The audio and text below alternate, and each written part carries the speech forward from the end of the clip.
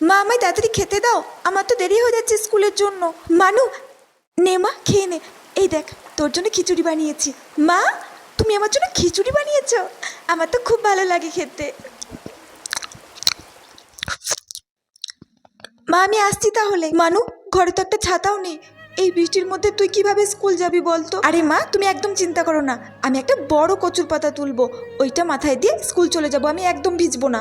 আচ্ছা ঠিক আছে, সাবধানে যাস।